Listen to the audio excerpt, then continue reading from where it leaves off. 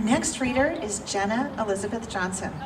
Jenna is a best-selling, multi-award-winning author of over a dozen fantasy and paranormal romance novels, as well as several novellas and short stories.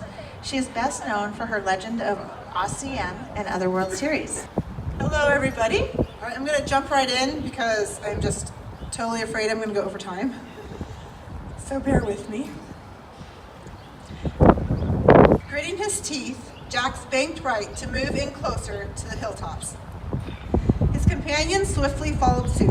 If any Morley dragons were keeping watch, it would be harder to see the smaller dragons if they flew lower to the ground. They had been sticking close to the western side of the river when the castle of Ruthun slid into view. Hidden between the jagged peaks of the Black Mountains it perched upon, the fortress had not been visible until the dragons had moved farther north. The very sight struck dread into Jax's heart.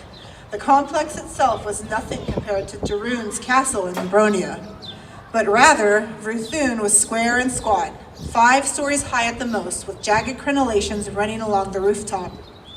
Yes, there was something menacing about the structure. Perhaps it was the solid black basalt stone used to construct it, or the fact that it fit so well with the mountains around it. Or maybe it was the way the firelight flickering from the narrow windows, visible even from Jax's current distance, that reminded him of a wicked, beating heart. Either way, a cold dread tripped down his spine, and he shivered, almost losing his rhythm. Quickly straightening out, the Tannin dragon cast his eyes carefully along the steep cliffs dropping away from the castle and over the dark city spreading out below.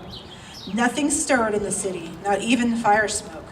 Narrowing his gaze, he searched for any twitch of movement that might give away a Morley dragon tucked away between a crevice, waiting to attack enemy spies. When his eyes watered from the effort and he was certain the coast was clear, Jax angled his wings and finally crossed the Norient, heading for the silent city of Ruthun. "Telorius," Jax growled over the howling force of the wind whipping down the wide river valley. "Take Oescienne and Lenoria and check those crags to the north of the castle.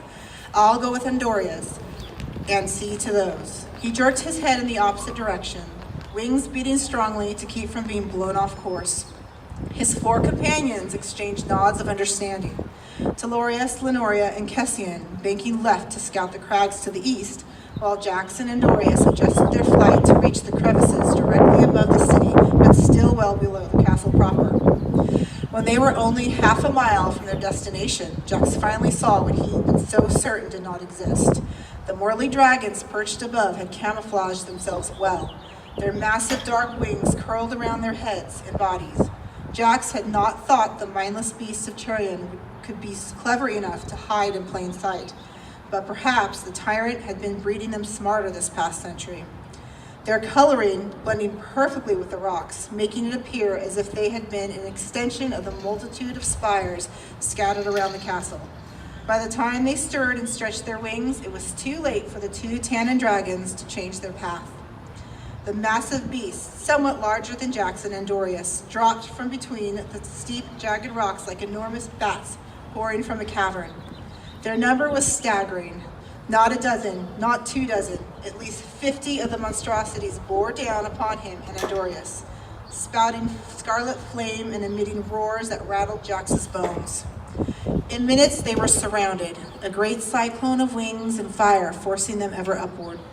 Jax snarled a command at Andorius, then shot up as fast as he could without waiting for a response. But there were just too many of the enemy's beasts.